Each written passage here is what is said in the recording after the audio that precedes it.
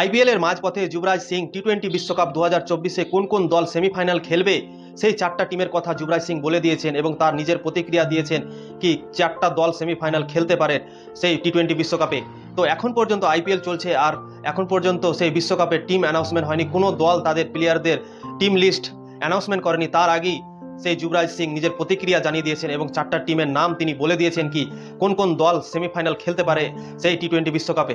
তো অবশ্যই আপনাদেরকে আমি বলবো যুবরাজ সিং কোন চারটি দল বেছে নিয়েছেন। তো ভিডিওকে লাস্ট অবধি দেখেন, আর ভিডিও ভালো লাগলে অবশ্যই লাইক করবেন, শেয়ার করবেন এবং ফলো করে দেবেন।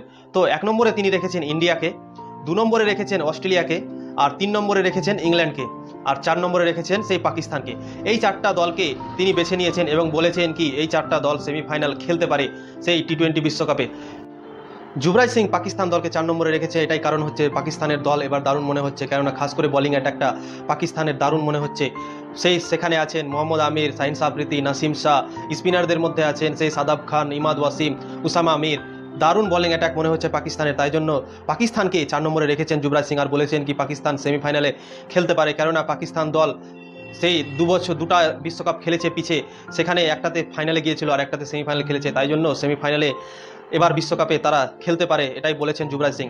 আর ইংল্যান্ড টিমও সেই আগাবারকার চ্যাম্পিয়ন, সেই আগাবার যখন বিশ্বকাপ হয়েছিল ইংল্যান্ড চ্যাম্পিয়ন হয়েছিল, তাই জন্য ইংল্যান্ডকে সেই 3 নম্বরে রেখেছেন। আর তারা বলেছেন কি ইংল্যান্ডও সেমিফাইনালে যেতে পারে, কেননা তাদের প্লেয়াররাও দারুণ ফর্মে আছে আর তারাও দারুণ ক্রিকেট খেলে, তাই জন্য সেই ইংল্যান্ডকে 3 নম্বরে রেখেছেন। আর 2 নম্বরে রেখেছেন অস্ট্রেলিয়াকে। অস্ট্রেলিয়া তো সববারই বিশ্বকাপে দারুণ ক্রিকেট খেলে এবং আইসিসি ইভেন্ট আসলেই তারা যেন খেপে যায় অস্ট্রেলিয়ার জার্সিটা পরে। তো তাই জন্য অস্ট্রেলিয়া তো ফেভারিট সব সময় থাকে এবং সেই 2024 বিশ্বকাপ সেই তারা জিতেও নিয়েছে টি-20, সেই ওডিআই বিশ্বকাপ তারা জিতেছে অস্ট্রেলিয়া, তাই জন্য এবারও সেই ফর্মে আছে। ট্র্যাভিস হেড খাস করে দারুণ ফর্মে আছে, গেগ ফ্রেজারও দারুণ ফর্মে আছে, আর তারা সবাই ভালো খেলছে এই বছরও আইপিএলে। তো তারা বিশ্বকাপের জন্য অবশ্যই ফেভারিট থাকবে। আর ইন্ডিয়াকে রেখেছেন 1 নম্বরে। তো ইন্ডিয়ার প্লেয়াররাও দারুণ ফর্মে আছে এবছর, তো দারুণ ক্রিকেট খেলছে। খাস করে জাসপ্রীত বুমরার কথা বলেছেন যুবরাজ সিং। জাসপ্রীত বুমরা বলেছেন এই আইপিএলে দারুণ দারুণ পিচ করছে, পাটা পিচ, রোড পিচ হচ্ছে, সেই 250 করে রান হচ্ছে সেই পিচগুলোতে জাসপ্রীত বুমরা দারুণ বল করছে। তার ইকোনমি রেট মাত্র 7.5 মতো ইকোনমি রেটে বল করছে জাসপ্রীত বুমরা। তো জাসপ্রীত বুমরার কথা বলেছেন এবং সূর্যকুমার যাদবের কথা বলেছেন, এরা দুজন সেই এক্স ফ্যাক্টর সেই ইন্ডিয়া টিমের জন্য হবে এই বিশ্বকাপে।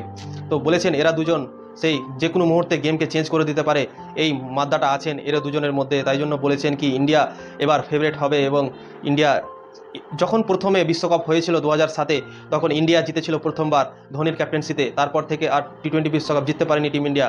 তাই জন্য বলেছেন কি এবছর দারুণ ক্রিকেট খেলছে সেই টিম ইন্ডিয়ার প্লেয়াররা।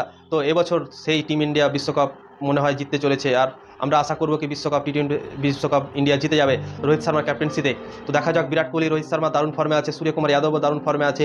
আর একটা প্লেয়ার টাটা আইপিএল 2024-এ দারুণ ক্রিকেট খেলছে, তার নাম হচ্ছে তিলক বর্মা। আর ঋষভ পান্ত উইকেট কিপারের মধ্যে দারুণ ক্রিকেট খেলছে, সঞ্জু স্যামসনও দারুণ ক্রিকেট খেলছে। তো উইকেট কিপারের মধ্যে কে যে চান্স পাবে আমরা বলতে পারছি না, কিন্তু চান্স মনে হচ্ছে সঞ্জু স্যামসন আর সেই ঋষভ পান্ত, এরা দুজনই চান্স পাবে সেই বিশ্বকাপে আমার মনে হচ্ছে। তো ওভারঅল এই চারটা টিমের কথা যুবরাজ সিং বলেছেন। আপনাদের কি প্রতিক্রিয়া? আপনারাও চারটা টিম বেছে নিতে পারেন সেই বিশ্বকাপের জন্য। তো অবশ্যই কমেন্ট করে আপনারা চারটা টিমের কথা বলুন কি এরা 4জন সেমিফাইনাল খেলতে পারে সেই বিশ্বকাপে।